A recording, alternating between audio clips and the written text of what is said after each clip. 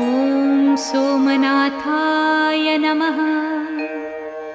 ॐ मल्लिकार्जुनाय नमः।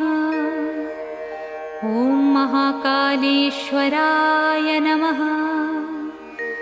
ॐ ओंकारेश्वराय नमः। ॐ वैद्यनाथाय नमः। ॐ भीमशंकराय नमः।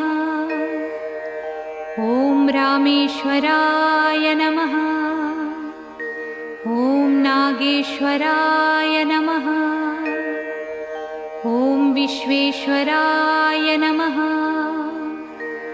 ॐ त्र्यंबकेश्वराय नमः। ॐ केदारेश्वराय नमः। ॐ भुस्मेश्वराय नमः।